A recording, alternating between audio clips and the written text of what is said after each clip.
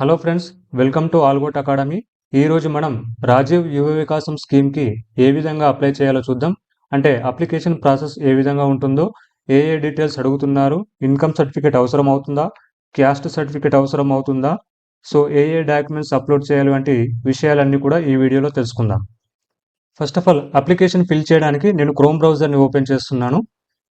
మీరు ఏదైనా బ్రౌజర్ని యూజ్ చేయొచ్చు, Edge, Opera, okay, Firefox. So ఏదైనా బ్రౌజర్ని యూజ్ చేసి అప్లికేషన్ ఫిల్ చేయొచ్చు. సో నేనైతే ఇక్కడ క్రోమ్ బ్రౌజర్ని యూజ్ చేస్తున్నాను. ఇక్కడ యూఆర్ఎల్ బాక్స్ ఉంటుంది కదా, సో ఈ యూఆర్ఎల్లో మనం వెబ్సైట్ అడ్రస్ని ఎంటర్ చేయాలి. సో అడ్రస్ వచ్చేసి tgobmsnew.cgg.gov.in. సో ఓకేనా. సో ఇది వెబ్సైట్ అడ్రస్ tgobmsnew.cgg.gov.in. సో ఇది ఎంటర్ చేసిన తర్వాత మనకు ఇంటర్ఫేస్ అనేది ఈ విధంగా ఓపెన్ అవుతుంది. ఓకేనా. సో ఇక్కడ టీజీ అంటే తెలంగాణ, ఓబిఎంఎంఎస్ అంటే online beneficiary management and monitoring system అన్నమాట. ఓకేనా. సో ఇది ఈ రాజీవ్ యువ వికాసం స్కీమ్ యొక్క వెబ్సైట్ అడ్రస్. సో ఈ విధంగా ఇంటర్ఫేస్ ఓపెన్ అయిన తర్వాత ఇక్కడ ఏమేమి ఉన్నాయో అబ్జర్వ్ చేయండి. ఇక్కడ click here to application form for Rajiv Yuva Vikasam scheme అని ఉంది. ఓకేనా. సో ఇది అప్లికేషన్ ఫిల్ చేయడానికి లింక్ని ప్రొవైడ్ చేశారు. అదేవిధంగా ఇక్కడ గైడ్ లైన్స్, సో ఈ స్కీమ్కు సంబంధించినటువంటి గైడ్ లైన్స్ ఉంటుంది కదా, సో దానికి ఒక లింక్ను ప్రొవైడ్ చేశారు. అలాగే హెల్ప్ లైన్ డీటెయిల్స్ కూడా ఇచ్చారు. Email ID and toll free number. Email ID వచ్చేసి helpdesk.obms@cgg.gov.in. సో ఇది ఈమెయిల్ అడ్రస్. అలాగే టోల్ ఫ్రీ నెంబర్ 1800-599-2525. ఇది టోల్ ఫ్రీ నెంబర్. సో ఈ నెంబర్కి కాల్ చేసి మీకు ఏమైనా డౌట్స్ ఉంటే కానీ లేదా ఇంకా ఏదైనా ఇన్ఫర్మేషన్ తెలుసుకోవడానికి ఈ నెంబర్కి కాల్ చేయొచ్చు. అదేవిధంగా మెయిల్ కూడా చేయొచ్చు.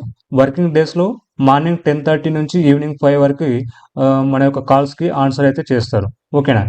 సో ఇప్పుడు నేను అప్లికేషన్ ఫిల్ చేయడానికి ఇక్కడ ఈ లింక్ పైన క్లిక్ చేస్తున్నాను. Click here to application form for ఇక్కడ స్కీమ్ అని ఉంది కదా, సో దీనిపైన క్లిక్ చేస్తున్నాను. సో ఈ విధంగా క్లిక్ చేసిన తర్వాత నాకు ఇంకో విండోలో ఇది ఓపెన్ అయింది. సో ఇక్కడ ఎస్సీ రిజిస్ట్రేషన్ క్లిక్ హియర్ అని ఉంది. అలాగే ఎస్టీ రిజిస్ట్రేషన్ క్లిక్ హియర్ అని ఉంది. బీసీ, అలాగే MBC, BC federation, minority, Christian minority, అలాగే ఈబీసీ రిజిస్ట్రేషన్ క్లిక్ హియర్ అని ఉంది. ఓకేనా. సో మీరు ఎస్సీలో అయితే ఈ ఎస్సీ రిజిస్ట్రేషన్ క్లిక్ హియర్ అని ఉంది కదా, ఈ లింక్ పైన క్లిక్ చేయండి. ఎస్టీ అయితే ఇక్కడ. ఓకేనా. సో నేను బీసీ పైన క్లిక్ చేస్తున్నాను. బీసీ రిజిస్ట్రేషన్ క్లిక్ హియర్ అని ఉంది కదా, సో దీనిపైన క్లిక్ చేస్తున్నాను. సో ఈ విధంగా క్లిక్ చేసిన తర్వాత నాకు ఫామ్ అనేది ఈ విధంగా ఓపెన్ అయింది. సో ఇక్కడ ఏమేమి డీటెయిల్స్ అడుగుతున్నారు అంటే నేమ్ యాజ్ పర్ ఆధార్ అని ఉంది. ఓకేనా. నెక్స్ట్ ఇక్కడ ఆధార్ నంబర్ అడుగుతున్నారు. So name as per Aadhaar అంటే ఆధార్లో ఉన్న ఏదైతే నేమ్ ఉంటుందో సేమ్ అదే విధంగా ఇక్కడ ఎంటర్ చేస్తున్నాను. సో ఇక్కడ నేమ్ ఎంటర్ చేశాను, అదేవిధంగా ఆధార్ నంబర్ కూడా ఎంటర్ చేస్తున్నాను. సో ఇలా ఎంటర్ చేసిన తర్వాత రేషన్ కార్డ్కి మన ఆధార్ లింక్ అయి ఉంటుంది కాబట్టి నేను ఆధార్ నంబర్ ఎంటర్ చేయగానే ఇక్కడ ఫుడ్ సెక్యూరిటీ కార్డ్ నంబర్ అంటే రేషన్ కార్డ్ నంబర్ ఆటోమేటిక్గా వస్తుంది. నెక్స్ట్ ఇక్కడ బెనిఫిషరీ టైప్స్ అని ఉంది కదా, సో బెనిఫిషరీ టైప్ పైన ఇక్కడ మనము ఏమేమి ఉన్నాయి, ఓన్లీ ఇండివిజువల్ ఒకటే ఉంది. సో దాన్ని సెలెక్ట్ చేస్తున్నాను. నెక్స్ట్ ఇక్కడ టైప్ ఆఫ్ ఫైనాన్షియల్ అసిస్టెన్స్ అని ఉంది. సో ఏమేమి ఉన్నాయి, bank linked schemes, scheme without bank linkage అని 2 ఆప్షన్స్ ఉన్నాయి. సో బ్యాంక్ లింక్డ్ స్కీమ్స్ అంటేనేమో 2 lakhs నుంచి 4 lakhs వరకు మనకు లోన్ అయితే వచ్చేటటువంటి ఛాన్స్ ఉంటుంది. అలాగే స్కీమ్స్ వితౌట్ బ్యాంక్ లింకేజ్ అంటే అప్ టు 50,000 వరకు మాత్రమే లోన్ వచ్చేటటువంటి అవకాశం ఉంటుంది. So first of all schemes without bank linkage ఈ ఆప్షన్ సెలెక్ట్ చేసుకొని చూద్దాం. సో ఇక్కడ సెక్టార్లో పెట్టి యూనిట్స్ ₹50,000 ఉంది. అంటే 50,000 వరకు లోన్ అయితే వచ్చేటటువంటి అవకాశం ఉంది. సో దీంట్లో స్కీమ్స్లో ఈ పెట్టి యూనిట్స్ దాంట్లో ఇవన్నీ మనకు స్కీమ్స్ ఉన్నాయి. ఓకేనా. సో నేను ఇప్పుడు టైప్ ఆఫ్ ఫైనాన్షియల్ అసిస్టెన్స్లో స్కీమ్స్ వితౌట్ బ్యాంక్ లింకేజ్ కాకుండా బ్యాంక్ లింక్డ్ స్కీమ్స్ పైన క్లిక్ చేస్తున్నాను. ఓకేనా. సెక్టార్ అంటే ఇక్కడ 1, 2, 3, 4, 5, 6, 7 సెక్టార్స్ ఉన్నాయి. Agriculture sector, agro based units, animal husbandry, horticulture, industrial service business, next minor irrigation, అలాగే ట్రాన్స్పోర్ట్ సెక్టర్. సో ఈ 7 సెక్టార్స్ ఉన్నాయి. నేను ట్రాన్స్పోర్ట్ సెక్టర్ పైన క్లిక్ చేస్తున్నాను, ఇది చూజ్ చేసుకుంటున్నాను. ఓకేనా. ఈ స్కీమ్లో మనకు ఆటో ఒకటే ఉంది, ఇది చూజ్ చేసుకుంటున్నాను ఆటోని. సో ఇక్కడ మినిమం కాస్ట్ యూనిట్ 2 lakhs అని ఉంది, మాక్సిమం యూనిట్ కాస్ట్ అనేది 4 lakhs ఉంది. ఓకేనా.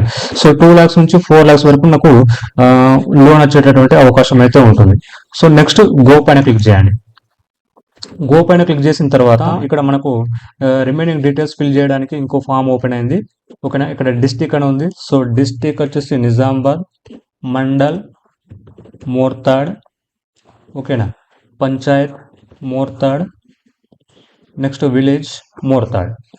సో ఇక్కడ డిస్టిక్ పైన ఇక్కడ స్టార్ మార్క్ ఉంది, అంటే స్టార్ మార్క్ ఉన్నాయన్నీ కూడా కంపల్సరీ ఫిల్ చేయాలన్నమాట. ఓకేనా, సో ఈ విలేజ్ అనే దానికి స్టార్ మార్క్ లేదు, అంటే కంపల్సరీ ఫిల్ చేయాల్సిన అవసరం లేదన్నమాట. ఓకేనా, సో డిస్టిక్ ఇది కంపల్సరీ కాబట్టి నిజామాబాద్. మండల్ ఇది కూడా కంపల్సరీ స్టార్ మార్క్ ఉంది కాబట్టి కంపల్సరీ కాబట్టి ఫిల్ చేశాను. అలాగే పంచాయత్, సో ఇది కూడా స్టార్ మార్క్ ఉంది. ఓకేనా, సో ఇవన్నీ కూడా మ్యాండేటరీ ఫీల్డ్స్ అన్నమాట. సో విలేజ్ అనేది దానికి స్టార్ మార్క్ లేదు కాబట్టి మ్యాండేటరీ కాదు, ఫిల్ చేయాల్సిన అవసరం లేదు. ఓకేనా, సో నేనైతే ఫిల్ చేశాను. నెక్స్ట్ ఇక్కడ చూసినట్లయితే ఇక్కడ యూనిట్ కాస్ట్ అని ఉంది. సో మీ బిజినెస్ యొక్క యూనిట్ కాస్ట్ ఎంతనో అది ఎంటర్ చేయండి ఆ అమౌంట్ని. సో నేను మ్యాక్సిమం అమౌంట్ ఎంటర్ చేస్తున్నా 4 lakhs. ఓకేనా, సో మీ యొక్క బిజినెస్ కాస్ట్ ఫర్ ఎగ్జాంపుల్ 2,50,000 అయితే ఇక్కడ 2,50,000 ఎంటర్ చేయండి. 3 lakhs అయితే 3 lakhs ఎంటర్ చేయండి. సో ఇలా ఎంటర్ చేసిన తర్వాత మనకు డైరెక్ట్ ఇక్కడ సబ్సిడీస్ అలాగే బ్యాంక్ లోన్ ఎంత వస్తుందో ఇక్కడ డైరెక్ట్ ఆటోమేటిక్గా వచ్చేస్తాయి. చూడండి, ఇక్కడ సబ్సిడీ 2,80,000 వస్తుందంట, అలాగే బ్యాంక్ లోన్ 1,20,000 అనేది మనకు ప్రొవైడ్ చేయడం జరుగుతుంది. ఓకేనా, సో టోటల్ కాస్ట్ 4 lakhs. ఓకేనా, నెక్స్ట్ ఇక్కడ బ్యాంక్, సో బ్యాంక్ చూజ్ చేసుకోవాలి. సో మీరు ఇక్కడ స్టేట్ బ్యాంక్ ఆఫ్ ఇండియా ఉంది, Telangana Grameena bank, union bank of India, అంటే ఇది మండల్ను బట్టి మారుతూ ఉంటుంది. సో ఇక్కడ మోర్తార్లో state bank of India, Telangana Grameena bank, union bank of India ఈ 3 ఉన్నాయి కాబట్టి నేను స్టేట్ బ్యాంక్ ఆఫ్ ఇండియాని చూజ్ చేసుకుంటున్నా. ఓకేనా, so state bank of India branch వచ్చేసి మోర్తాడ్. నెక్స్ట్ ఐఎఫ్ఎస్సి కూడా ఆటోమేటిక్గా అదే వచ్చేస్తుంది. నెక్స్ట్ ఇక్కడ పాన్ నంబర్ ఉంది కదా, ఇది పాన్ నంబర్ కంపల్సరీ ఏం కాదు, ఎందుకంటే ఇక్కడ ఆప్షనల్ అని ఇచ్చారు, అలాగే దీనికి స్టార్ మార్క్ కూడా లేదు. ఓకేనా, సో పాన్ నంబర్ అనేది ఆప్షనల్, ఉంటే ఎంటర్ చేయండి లేకపోతే లేదు. ఓకేనా, మీ ఇష్టం. నెక్స్ట్ ఇక్కడ ఫాదర్ నేమ్ అంటున్నారు, ఫాదర్ నేమ్ ఎంటర్ చేయండి. సో ఫాదర్ నేమ్ ఎంటర్ చేశాను. అలాగే ఫిజికల్ హ్యాండిక్యాప్డ్, సో మీరు వికలాంగులు అయితే ఎస్ అని క్లిక్ చేయండి, లేకపోతే నో అని క్లిక్ చేయండి. సో నేను నో పైన క్లిక్ చేస్తున్నాను. నెక్స్ట్ ఇక్కడ జెండర్లో 3 ఆప్షన్స్ ఇచ్చారు, మేల్, ఫీమేల్, ట్రాన్స్జెండర్. సో నేను మేల్ పైన క్లిక్ చేస్తున్నాను, మీరు ఫీమేల్ అయితే ఫీమేల్ పైన క్లిక్ చేయండి. ఓకేనా, నెక్స్ట్ అర్బన్, రూరల్ అని అడుగుతున్నారు. సో నేను రూరల్ పైన క్లిక్ చేస్తున్నా, మీరు అర్బన్ అయితే అర్బన్ పైన క్లిక్ చేయండి. ఓకేనా, నెక్స్ట్ క్యాస్ట్, మీ క్యాస్ట్ ఏదో చూస్ చేసుకోండి. ఇక్కడ క్యాస్ట్ నంబర్ ఎంటర్ చేయండి.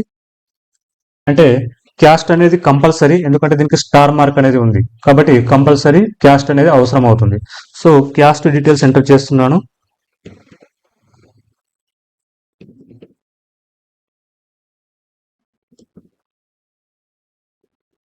సో క్యాస్ట్ డీటెయిల్స్ అంటే క్యాస్ట్ నంబర్ ఎంటర్ చేసిన తర్వాత మనకు ఆటోమేటిక్ గా ఇక్కడ క్యాస్ట్ లో ఉన్నటువంటి నేమ్ ఏదైతే ఉంటుందో అది నేమ్ యాజ్ పర్ క్యాస్ట్ అనేది ఆటోమేటిక్ గా వచ్చేస్తుంది ఇక్కడ. అలాగే సబ్ క్యాస్ట్ కూడా ఆటోమేటిక్ గా ఇక్కడ మనకు వచ్చేస్తుంది. ఓకేనా, next qualification, so qualification choose చేసుకోండి. తర్వాత ఇక్కడ మీ సేవ ఇన్కమ్ నంబర్ అని ఉంది కదా, సో మీ సేవ ఇన్కమ్ నంబర్ కి ఇక్కడ స్టార్ మార్క్ అనేది లేదు.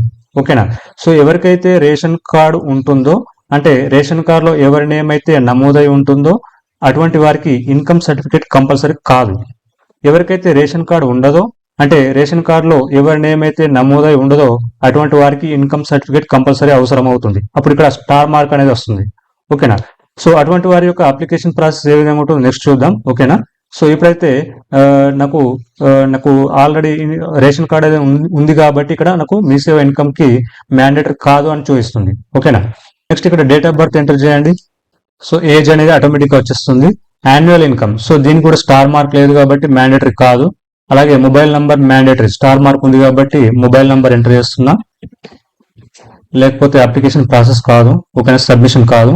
సో స్టార్ మార్క్ ఉన్నాయన్నిటివి కూడా కంపల్సరీ ఫీల్డ్స్ అనమాట, వీటిని కంపల్సరీ ఫిల్ చేయాలి. ఓకేనా, నెక్స్ట్ ఇక్కడ ఆల్టర్నేట్ మొబైల్ నంబర్ అని ఉంది, సో నేను ఫిల్ చేయట్లేదు. అక్యుపేషన్ వృత్తి అని ఉంది, సో మీరు అదర్స్ పైన క్లిక్ చేస్తున్నా, నేను అదర్స్ ని చూజ్ చేసుకుంటున్నా. సో మీరు అవసరమైతే అగ్రికల్చర్ లేబర్ అయితే అగ్రికల్చర్ లేబర్ ని సెలెక్ట్ చేసుకోండి, లేదా కోబ్లర్ ఉంది, మార్జినల్ ఫార్మర్ ఉంది, నాన్ అగ్రికల్చర్ లేబర్ ఉంది, అలాగే సఫాయి కర్మచారి ఉంది, స్కావెంజర్ ఉంది, స్మాల్ ఫార్మర్ ఉంది. సో నేనైతే అదర్స్ ని చూజ్ చేసుకుంటున్నా. అడ్రస్ డీటెయిల్స్ అడుగుతున్నారు, so door number first enter చేస్తున్నా. ఇక్కడ అడ్రస్ అని ఉంది కదా, ఈ బాక్స్ లో మీ అడ్రస్ ఎంటర్ చేయండి.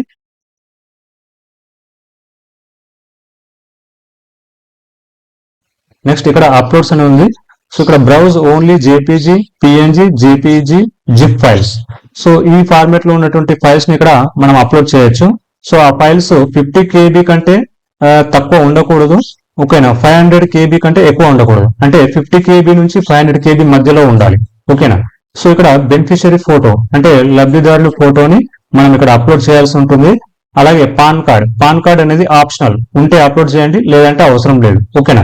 సో నేను ఇప్పుడు ఫోటోని అప్లోడ్ చేస్తున్నాను. చూస్ ఫైల్ పైన క్లిక్ చేసి ఫోటోను అప్లోడ్ చేస్తున్నాను.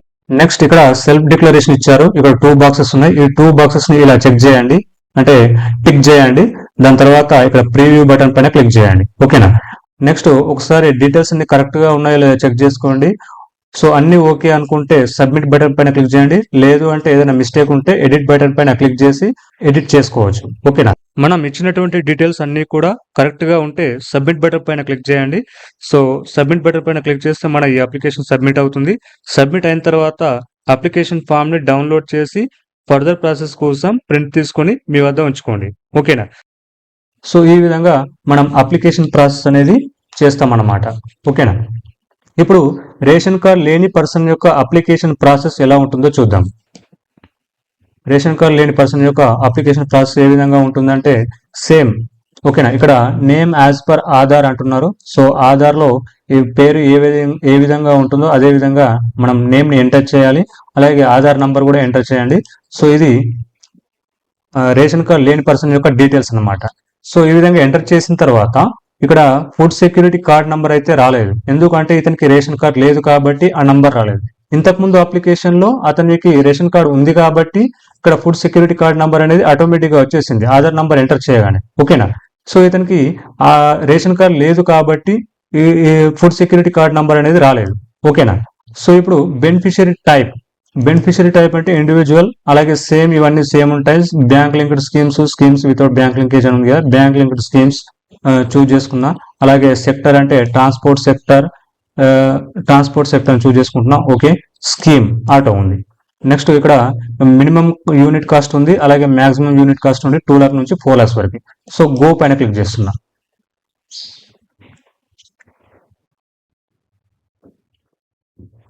నెక్స్ట్ ఫామ్ ఓపెన్ అయింది.